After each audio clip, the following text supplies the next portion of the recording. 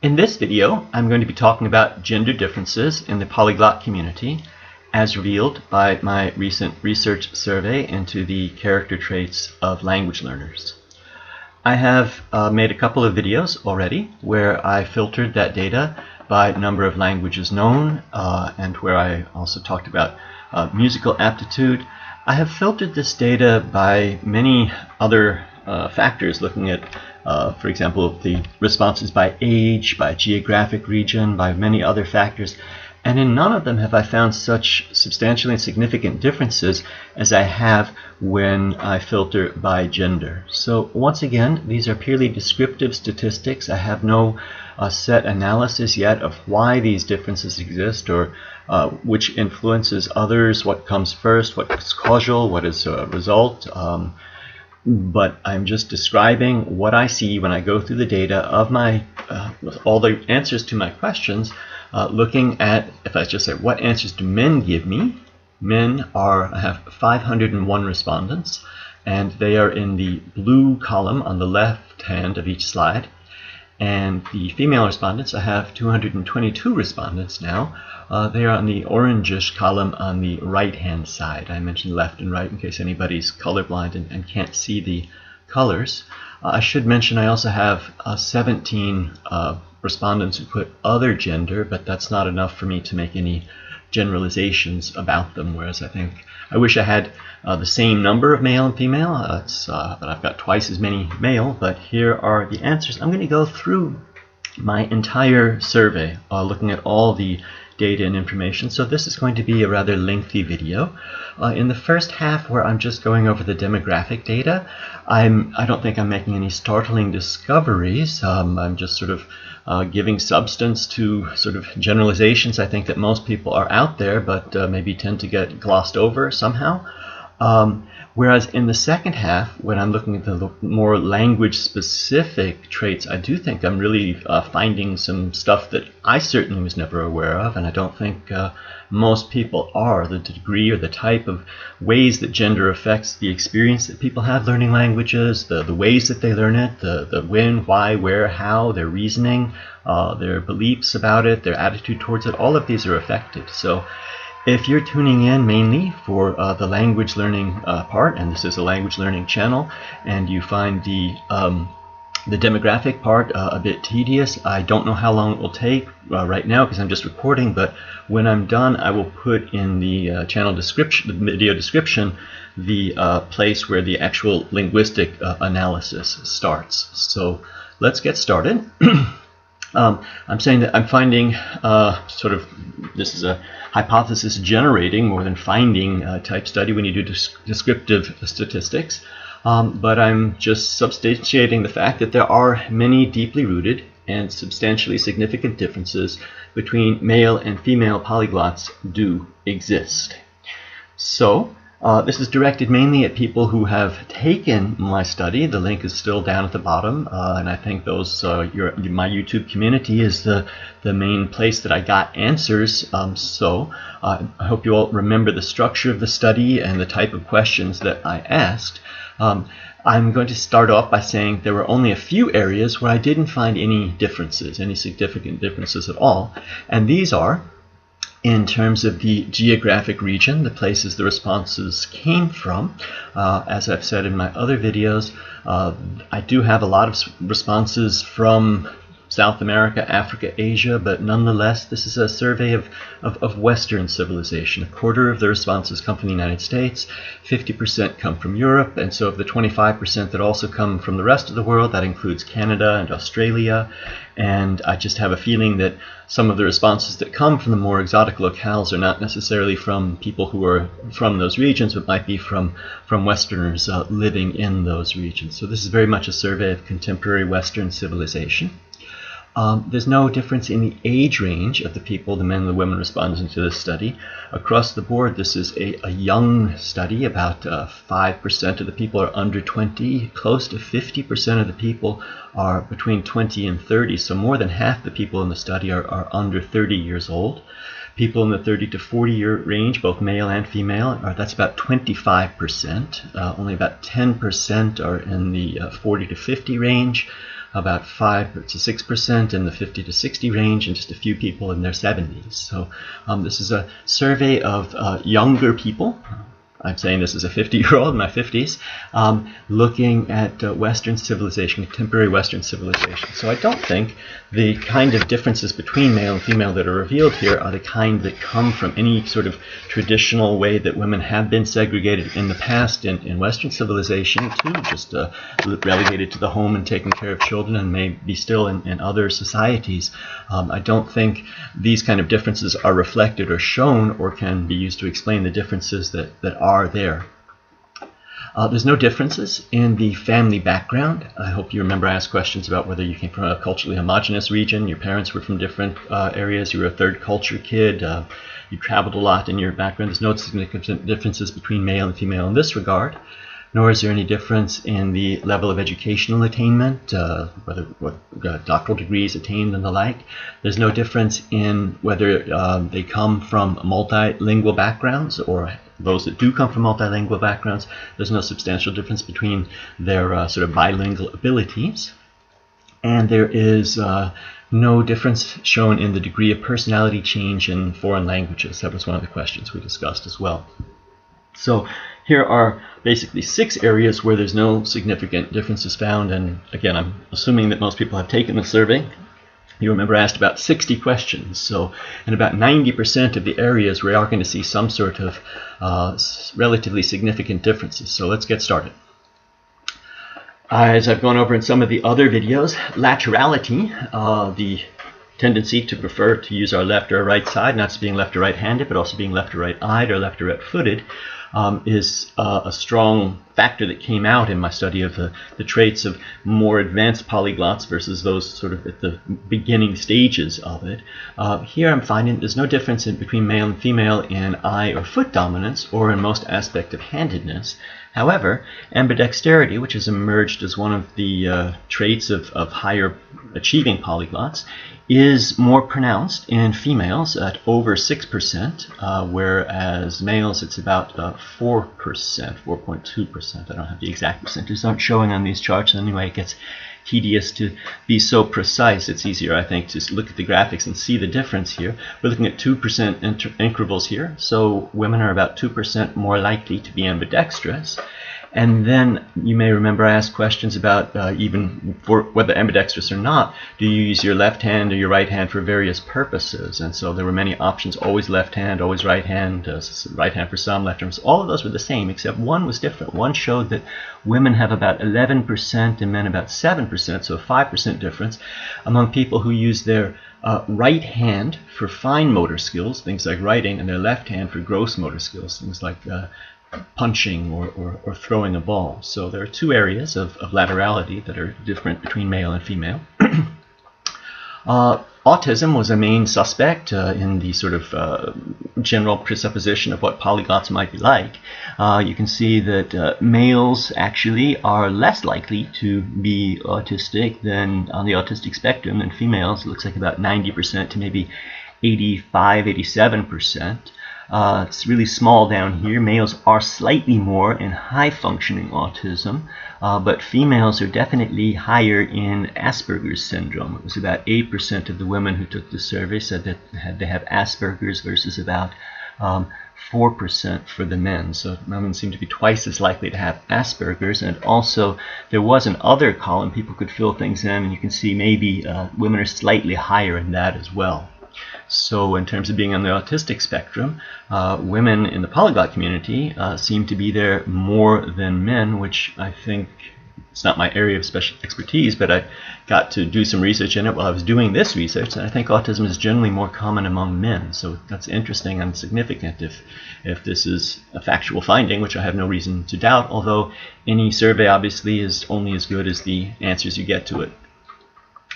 The immune system was another thing that was explored, and again you can see that women have more issues with their immune system than men. Men are about 65% have no problem, women about 58%. The levels for asthma are pretty much the same, but it's when we come to allergies that women have about 35% of the women who took this survey said they have allergies, and men only about 25%. And again, what was unusual here is that my research shows that 35% is the norm across the Western civilization at the current time in general. So the women who took the survey are right at this range, but the men, for some reason, are less likely to have allergies than either the women or the general population. And then also with this one, people could write down other issues that they had, and I didn't have space to put them all, but this too, it's about the same. Women a teeny tiny bit more inclined to have issues here as well.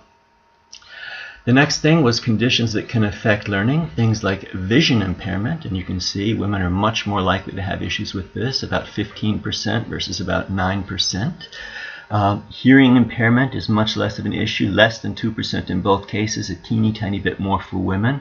Dyslexia, also very small, just about 2% for men, maybe 1% for women. OCD, more common among men, about 5% versus maybe 3% for women. But ADHD is actually, you can see here, in women, people who took this survey, women have a teeny tiny bit more inclined to show ADHD. And again, my basic understanding is that ADHD is generally a male trait. It's found more often in males than in females. So it's interesting that among the women who took this survey, they are either the same or slightly more. And likewise with all other conditions that people could list. Social interaction here. This shows obviously women are more social. There was a question about enjoying parties. Now we're looking at 5% incremental differences. So if you can see a difference already, it's significant here. Again, you may remember I asked many questions about this kind of thing, and most of the questions, most of the responses showed no difference between genders. So I'm not making slides to show everything. It would be too crowded and complicated. I'm just choosing the ones where we do see differences. So about parties, it was you enjoy parties, you don't mind parties. Sometimes you can go to parties, so everything else was basically the same. But about enjoying parties, women about 21%, 22% said they enjoy them, whereas only about 16% of men said they enjoy them. It's about a 5% difference in most of these here. Women 35% to 30% enjoy meeting people, enjoy meeting and conversing with new people. Women also maybe 4 or 5% more likely, 45, 46% to about 40% say they would like to be even more social, but they feel awkward and shy sometimes. About 10% difference, women say they hate small talk more than men do. And then flip it around, men are much more inclined to say they dislike parties. About 36% to about 32% dislike going to parties. And also about 16% of men said they dislike social interaction altogether and prefer to be alone, whereas only about 12% of the women who took this survey said that. Social networking, again, women are much higher in most of these regards. We're also looking at 5% intervals on this slide. About 22% of women are active members of some club or church or organization or group, whereas only about 12% of men are. About 33% of women said they have many friends, whereas only about maybe 22% of men said that.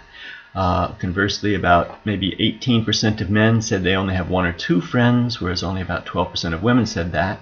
About 6% of men said they have no friends, only about maybe 4% of women said that. Then goes back the other way again. Women are more likely to have enemies, listing enemies about 7% to maybe 6%, 8% to 6%.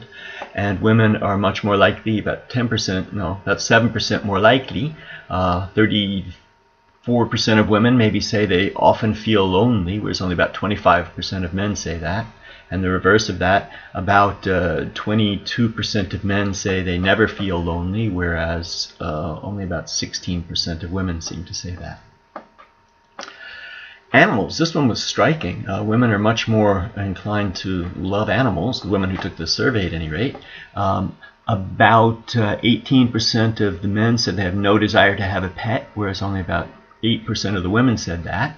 About 32% of the men said they don't mind animals, rather indifferent. They don't love them, they don't really care about them. Whereas only about maybe 15% of the women said that. We're looking at 10% intervals here, so anything that you see, a gap that you see between the two columns is significant. About 45% of men describe themselves as dog people. Maybe 1 or 2% less of women describe themselves as dog people. But when it comes to cat people, this is astounding. Fully 60% of the women who answered the survey said that they are cat people.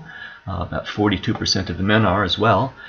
Women also like horses and other large animals to a much higher degree, about 15% to about 8%.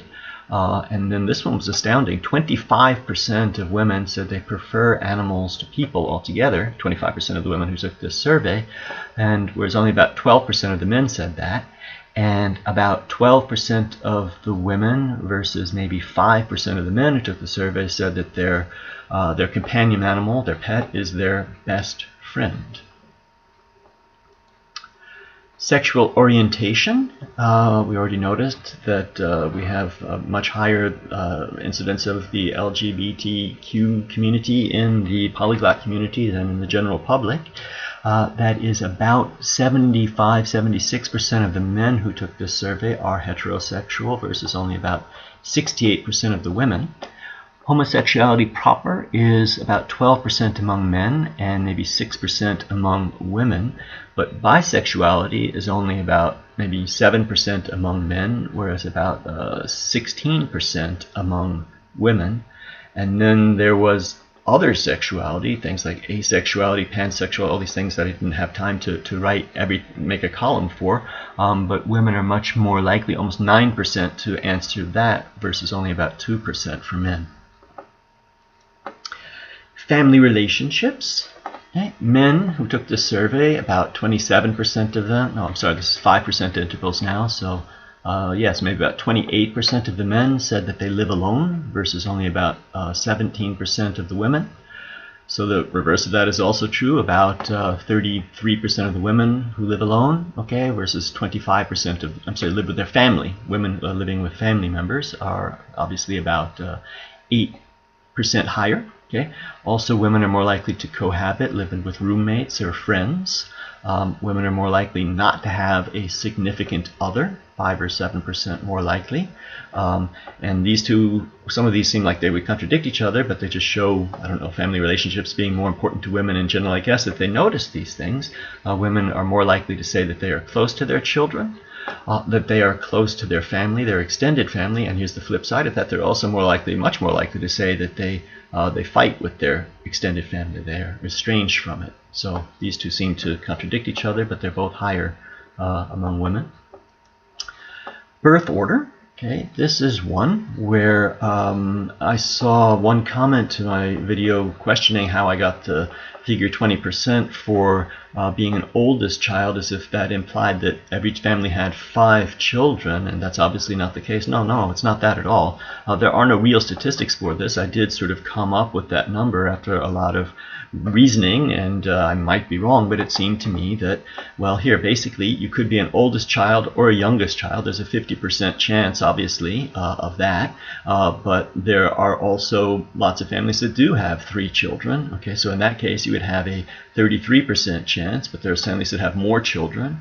There are more and more families that have only children, so if you juggle all that together, then it seems that the odds of being perhaps any one of these are about 20%, particularly only oldest, middle, youngest. At any rate, obviously being an oldest child and a youngest child should be the same percentage for sort of a random population. You can't have one without the other, but we see that among the polyglot community, oldest children comprise about 40%, more among males than females, and youngest children are only about 20%. So there's a strong tendency towards oldest children among polyglots.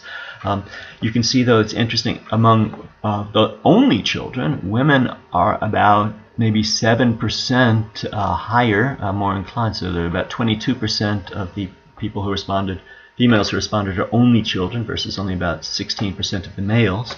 Also, women are more likely to be adopted, although this is a small number. Having a polyglot in your family, all of these, we're looking at 2% integrals now, though, so they're small, so they're not really significant even if you see particularly if you see a small gap here. So having an ancestor, a grandparent, a parent, a cousin are not very different. Some are more inclined to be male or female, but this was striking that only about 5% of men versus about 11% of women, so a 6% difference. Women are much, much more likely to have a sibling, a brother or sister who is also interested in polyglotry, and also maybe a full percentage more likely to have a child who is. So I thought this was quite interesting. Music. I did a whole video. My last video was about musicality and polyglotry, so I didn't want to go into it too much here. I just singled out 2 factors. All the others, the kind of music you listen to, how much you listen to it, when, where, that was all pretty much the same between male and female. These are small differences. We're looking at 1% intervals on this slide, but nonetheless, it's striking to me that both women, these are probably related, women are about maybe 7% likely to be tone deaf versus about 4% for men, and probably because of that, 5% of women say they don't listen to music at all, whereas only 2% of men say that. So I thought this was interesting. Math, nothing that doesn't meet expectations here. Okay, about 30% of men say math is easy, whereas only about 22% of women say that. Conversely, about 32% of women say math is difficult, whereas only about 24% of men say that. Men, about slightly over half of men, 52% of men say math is interesting, whereas only about 45% of women say that. Women are more likely, slightly more likely, about 20%, maybe 2% more likely to say math is boring. About 60% of men say they can calculate in their heads, whereas only about 48% of women say that they can do that. And only about 8% of men say that they confuse numbers, they forget numbers all the time, whereas about 16% of women say that. So mathematically, women seem to be less inclined than men, as is generally suspected and supposed to be the case. When it comes to art, though, I didn't think that there were these strong gender differences, but at least the women who answered this survey are much, much, much more artistic than the men who did so. So I actually had to make 2 screens for this, and I called them the positive traits, and these are all female traits. Here, we're back to 10% intervals here, so about 35% of women who took the survey said they have artistic talent versus only about 18% of men. About 8 or 9% of women do some art every day versus only about 1 or 2% of men. About 40% of women do art sometimes versus only about 22% of men. About close to 50% of women say they wish they could do more. They wish they were more artistic, whereas only about 40% of men say that. When they go to art museums, over half, 52% of women say they like to go through it slowly and really look at every piece of art, whereas only about 40% of men say that. And perhaps this is why, because when it comes to actually seeing different shades of colors and not just red, blue, green, but all the different shades of that, 65% of women say that they do that, whereas only about 38% of men see shades of color. So the next slide shows the negative art traits, which I'm calling the masculine traits, about 5% intervals for this slide. So about maybe 43% of men say they have not developed their artistic talents, whereas about only 32% of women say that. Close to 25% of men say they have no talent, whereas only about 12% of women say that. About maybe 27% of men say they simply can't do art, whereas only about maybe 14% of women say that.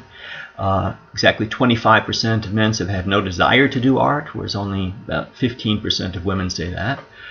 When they go to art museums, men are more inclined, about slightly a couple of percentage points more likely to say they want to just sort of run through the place and see the atmosphere swiftly. And about twice, no, not twice as likely, but much more like maybe 17% more likely to say they hate going to museums, and only about 10% of women say that. We're down to small numbers here, but you can see it's about double, maybe 2% of men are colorblind versus 1% of women. But when it comes to not distinguishing shades, men are about 12%, whereas women are about 4%. And clearly I'm one of these people just calling this blue and orange. I was actually calling it blue and red at first. I can't see particular shades of colors, just sort of generalizations. So that's a male trait. Health. In the people who answered this survey, the women were less healthy than the men. They reported this themselves in 5% intervals here we're looking. About 10% of men described themselves as unhealthy versus about 15% of women. About maybe 12% of men said they had a chronic disease, whereas about 18% of women did. Almost 35% of women suffer from anxiety, whereas it's only about maybe 22% of men. About 3 or 4% more of women take prescription medications, and also about 12% of women say they sit all day versus only about 7% of men.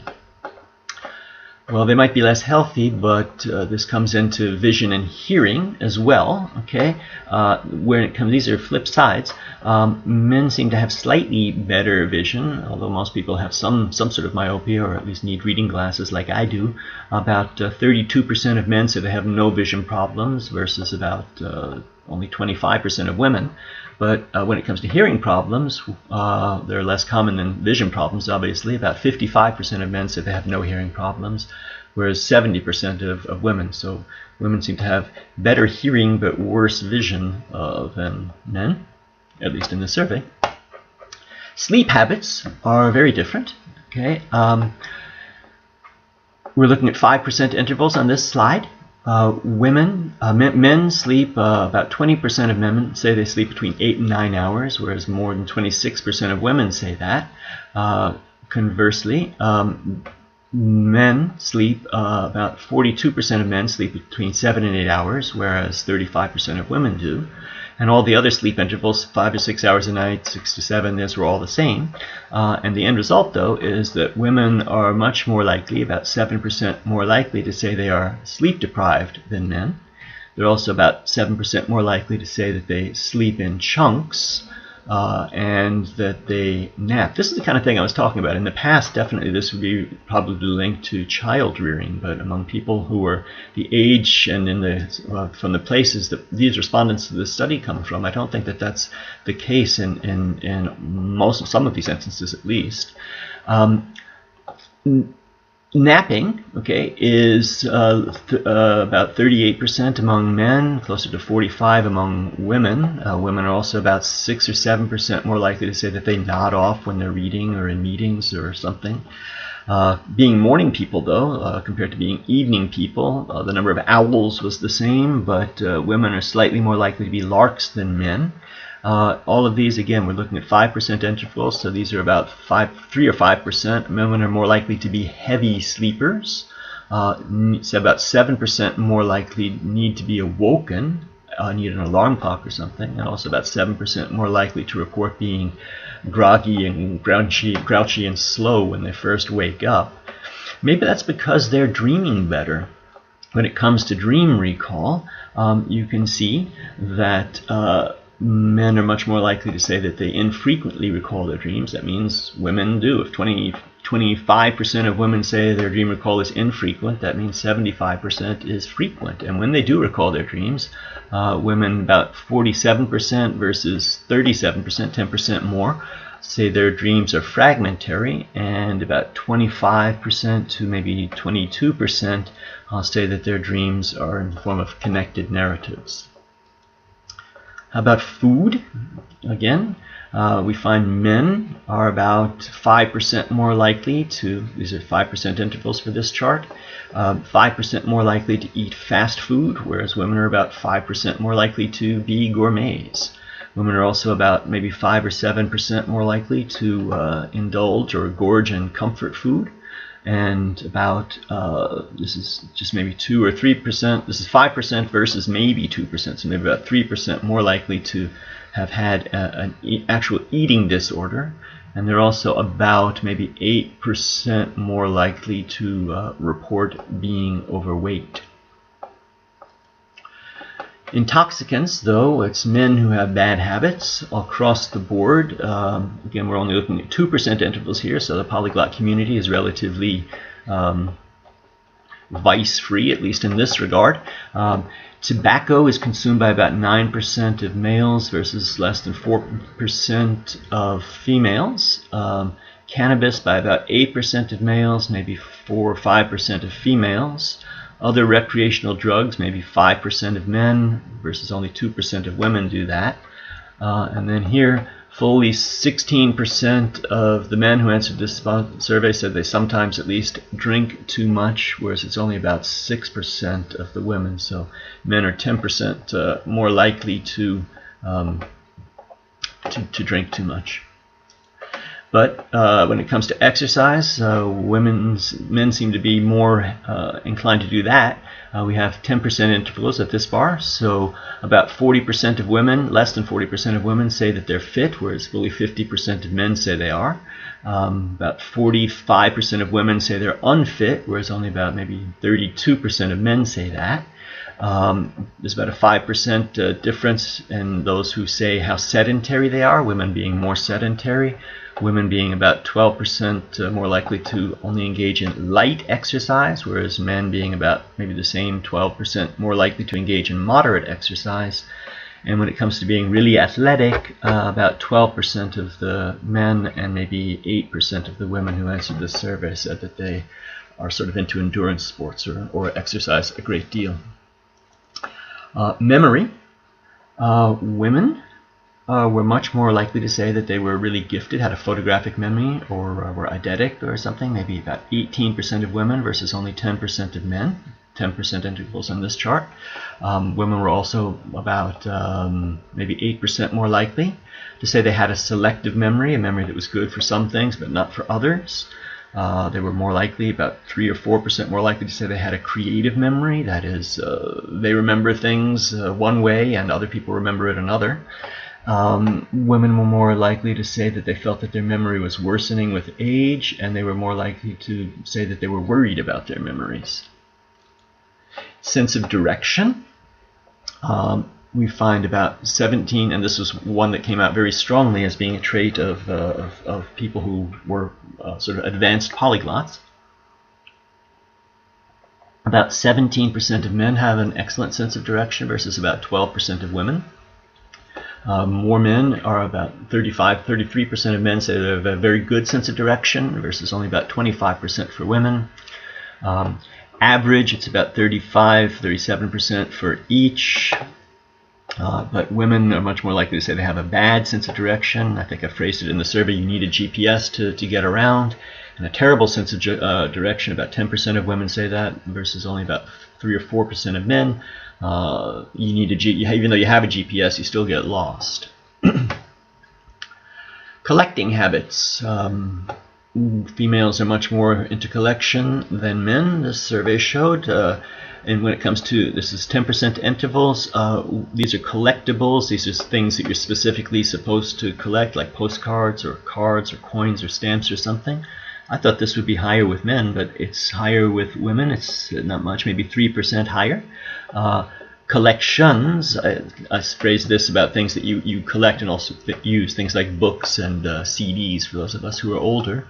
It's about 50% of men versus maybe 53% of women do this. The significant one, though, is about 10%. Women are about 10% more likely to collect intangible things or keep track of experiences. And accumulation, men are slightly more likely to say they don't collect, they just accumulate over time, and also teeny tiny slightly bit more likely to say they're opposed to collecting. They'd like not to have things, they try to get rid of things. Organization, again, this was one that there were many questions about, sort of liking to have everything in its place or maybe appearing sloppy but having your own system. All of these were the same between male and female, but when we go to 2% intervals, we can see that there's one regard in which females come out much higher than males, and that's with misplacing objects. Misplacing many objects was like your glasses plus your keys plus your cell phone. That's about 12% of women do that versus maybe 9% of men. And misplacing one object is one of those things. You don't lose your keys or your cell phone, but you're always losing your glasses, for instance. That's about 5% of men and about 10% of women. GPA, being a good student, pretty equal numbers, about 17% of both said they were outstanding students, but substantially more, maybe 10% more women said that they were excellent students than men. Slightly fewer men said they were very good students than women. Good students, average, below, because we're looking at 5, are pretty much the same. Learning styles were less different than I would expect. We're looking at 10% increments here, so they are significant when you see a jump. So there's something here. So both are equally verbal in this survey, and that's the highest at over 75% of learning styles. Women are slightly more visual, maybe 5% more visual, whereas men are maybe 5% more oral. Women are maybe 5% more physical or kinesthetic, but men are maybe 5% more logical, rational. Women are about 5% more social, whereas men, and this is very high for both, are about 71% solitary learners versus maybe 68%. So, nerdiness, there was a question. Being really interested in languages is something most people aren't, so you're probably going to get called a nerd at some point when your regular friends and family members find out that you are into polyglottery. How do you feel about that? More women than men, about 5% increments here, about 5% more said that wouldn't happen. People don't call them that, but if it does happen, about 7% of women said they'd be proud of it. Yes, I am. Okay. Whereas fewer men said that, but more men just said about 47% to about 37%.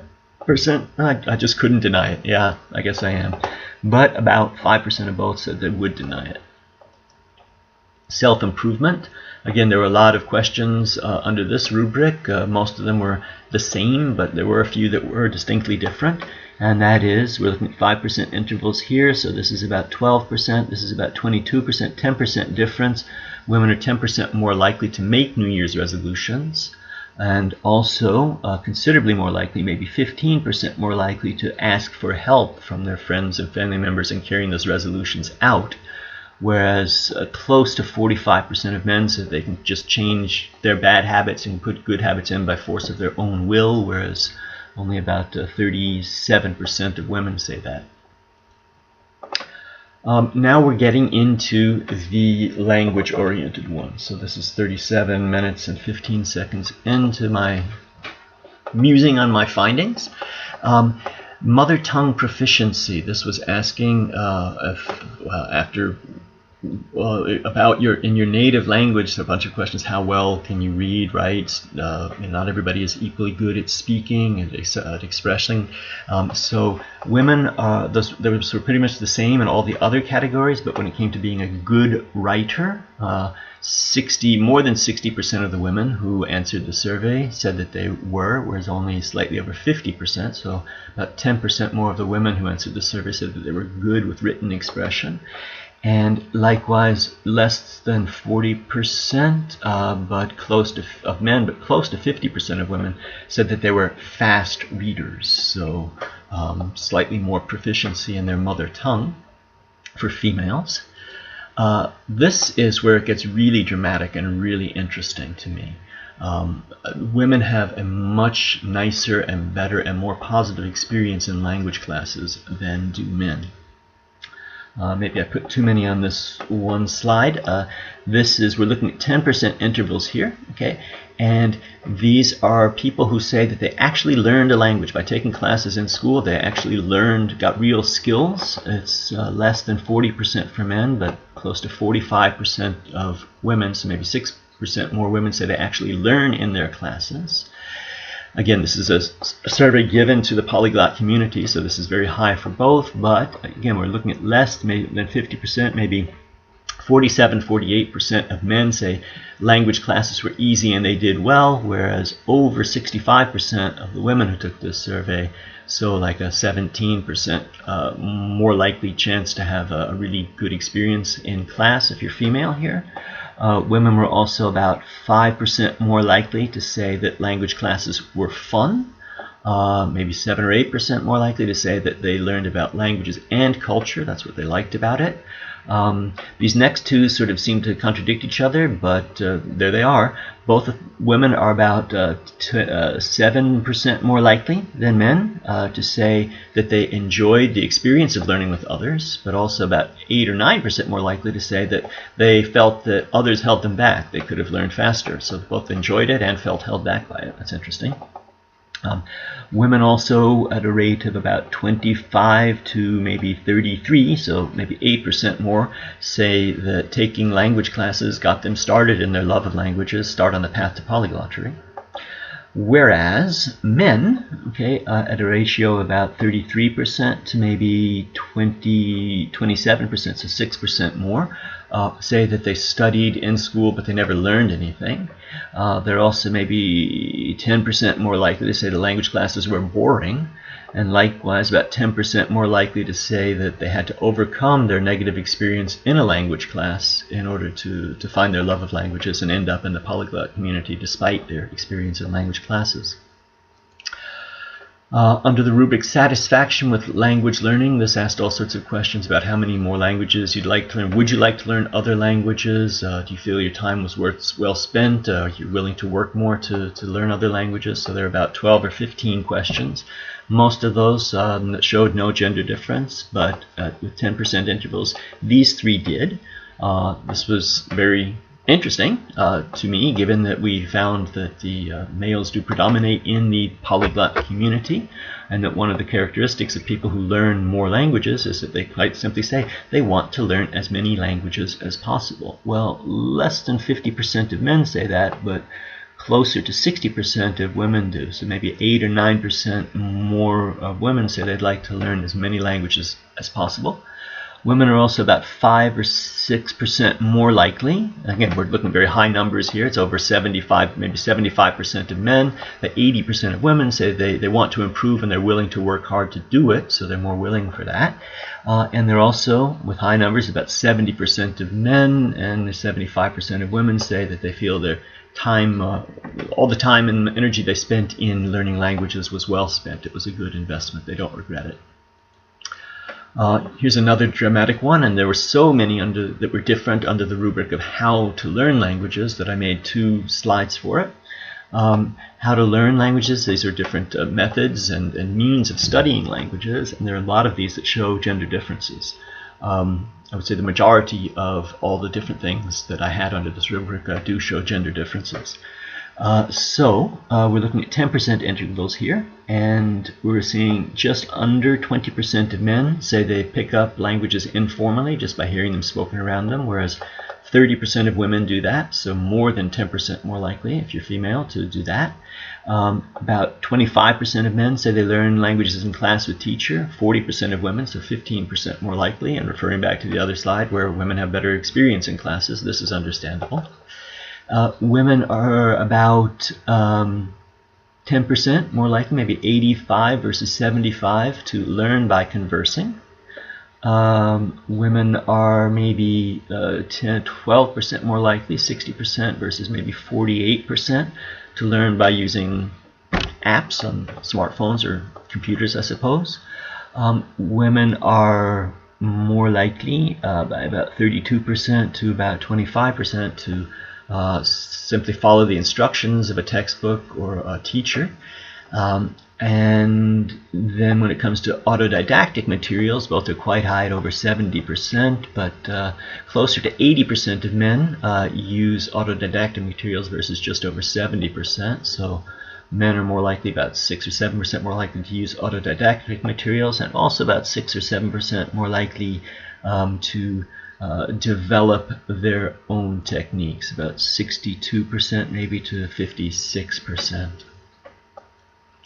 Continuing the same how to learn rubric, when it comes to immersing yourself in a language, over 50% of women do this, under 50% of men do. Women are about full 10%, this nice one lands right on the lines. About 40% of women use material intended for native children, 30% of men do. Just under 40% of men learn by singing songs, or listening to music, but closer to 55% of women do, so that's a very big gap, about 16 percentage points. Similar one, maybe not quite, 60% of men learn by watching subtitled movies or TV, but over maybe 73% of women do, so 13% more. Women are also slightly more likely to say they learn just by imitating what they hear, maybe 3 percentage points, but both high in the 50%. Whereas men, about 50% of men say they learn by reading bilingual texts, maybe 41% of women do that, so men are maybe 9% more likely to do this. And when it comes to internalizing dialogues, men do this at a rate of about 42% versus maybe 35% of women, so 7% more likely to do this for men. When to study. This asked all sorts of questions about do you study in the morning, in the evening, things like that. All of these were the same, except there were two. We're looking at 5% intervals here. So where men were more likely to answer that they study according to a systematic schedule, close to 20% versus maybe 13%, and also they kind of go together, that about maybe 14% of men said they always studied a regular fixed time versus maybe 8% of women doing that. Where to study, referred to where to study. So it also had questions about studying with other people present, and here's 60%, we're looking at 10% intervals on this one. 60% of men said they prefer to study when they're always alone, whereas maybe 52% of women did that, so women are more amenable to studying with other people present. These two go together, about the same numbers, slightly higher for both. Study in a private place, like your own desk.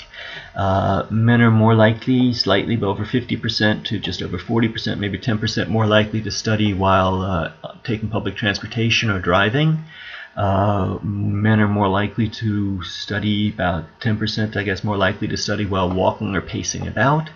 Whereas women are about maybe 6% more likely to study while lying down, and also maybe 4% more likely to study while exercising or doing chores. When it comes to amount of time to study, again, this one had, do you study 4 to 5 hours a day, 2 to 3 hours? Everything else came out pretty much equal, but there were 5 categories where there were distinct gender differences. Women are much more likely to buy back time, and I think I described this one as using spare intervals, using spare moments to study. Dead time. This is about 37% for men versus about 41% for women, so yes, about 5 or 6% more likely to do that. Maybe 2 or 3% more likely to make time. Make time I defined as sacrificing other activities in order to study. And steal time. I think I defined that as studying when you really should be doing something else. Maybe women are 2 or 3% more likely to do that. And yet, when it comes to actual study time, although studying 1 to 2 hours was the highest, the same for everybody, maybe I should have been it up here, but it would have been like 50-60%. Women are about 10% more likely to study less than 1 hour a day, whereas men are much more likely, about 15% more likely to study for more than 2 hours a day. As to the chronology of language learning, when you learned your languages, we're seeing that 10% intervals here. About 12% of men say they learn most of languages in school versus 20% of women, so 8% difference here. Started learning languages in school and continued doing so afterwards. About 45% of men say that versus 60% of women, again referring back to the more positive female experience in language classes in school. Women at a rate of maybe 15 to 10, so 5% are more likely to say that they have stopped learning new languages so that they could continue to develop and maintain the ones that they've learned already.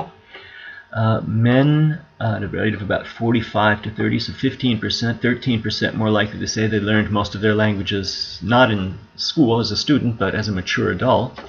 And also about 5% more likely to say that they learn languages sequentially, one after the other. Language maintenance also shows differences. When it comes to saying I need to use it or lose it, 32% of men versus maybe 43% of women, so about a 10% difference here. Need to have active use in order to maintain it. It's about 20% for men, maybe 25% for women. I can maintain my languages by reading it or speaking it to myself. About over 50% of women say this, under 50% of men. And I try to maintain all my languages, but I end up using some more than others. Men say this at about 32%, whereas women about 35%. Attitude, this is another really interesting one. Learning languages is hard. Okay, about 45%, we're looking at 10% intervals here, 45% of the men who took this survey versus maybe 38% of the women. Learning languages is addictive, so men find it harder, but they're also more inclined, not much, but about 2 or 3% more inclined to find it addictive, whereas women are almost 10% more likely, 80% versus close to 90%, to say that it is valuable. And about 5%, 85% to 90% to say that it is interesting. And likewise, about 5% more likely to say that it's exciting. Okay, we're looking at very high numbers for all of these, 70, 80%, but it's always higher with women. More likely to say it's fascinating, more likely to say it's fun, all the nice, good adjectives. Beliefs, here I had to separate them. There are a lot of these things among beliefs about language learning, and there were distinct male and female differences that I put on different slides here because they're interesting. It's easier to see. I realized that maybe belatedly that some of the slides were too small. Learning a language is a difficult task. Over 40% of men say that, under 35% of women. Learning a language is a question of know-how, close to 45% of men, less than 35% of women. Learning languages is a question of experience, over 45% of men, just over 40% of women. And then, this doesn't fit with the syntax, but also men believe that you shouldn't speak unless you have lots of exposure to the language. About 12% of the men who answered chose this, whereas only about 4% of the women did. Beliefs, female ones I put here. Learning a language is okay, so on this slide we're going to see the lady side be higher. Question of having the right teacher or method. It's 35% for men versus almost 40% for women. Question of adults should learn like children do. It's just over 20% for men versus just over 25% for women, so 5% difference. Learning language is a question of having an aptitude or a gift or a talent for languages, and I have this gift or talent. About just under 30% of men say this, whereas 35% of women do, so maybe 6% difference. And learning a language is a question of having someone to speak to. So it's under 20% for men, but close to 30% for women, so maybe 9% more likely to have this belief about language learning. And finally, we're coming to the last two slides. Reasons for learning languages are distinctly different for male and female. Again, most of the rubrics under this big heading that I had for reasons for learning languages did show a gender difference. A lot of them are high for both, but distinctly higher for one gender than the other. So the main reason, I was very happy for somebody who's interested in polyliteracy, people gave for learning languages was to read texts in them. 70% of women said this, but 75% of men. Learning languages because it's your hobby. Okay, again, men are higher on all these, so I'll start with that. It's about 67% of men say it's their hobby versus maybe 62% of women.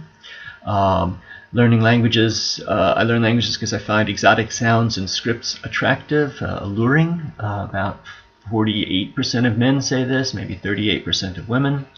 I learn languages because I want to learn a language from a different language family. I want to learn a different kind of language. This is about 32% for men versus maybe 25% for women. I learn languages, I'm in the polyglot community because I've been inspired by a famous polyglot. This is about 22% for men versus maybe 14% for women. I learn languages as a form of spiritual practice to expand my mind. This is about 18% for men, maybe 12% for women. And I learn languages because I want to know all the languages in a language family. I want to know every language in this language family. That is a reason for about 12% of men versus maybe 6% of women. And now the female strong reasons for learning languages are I simply love learning languages, whereas maybe 75% of men say this, 80% of women do. I learn languages in order to experience other cultures. This is about 72% for men, 75% for women. I learn languages to communicate with people. This is about 55% for men and over 65, maybe 67 for women, so 12% difference.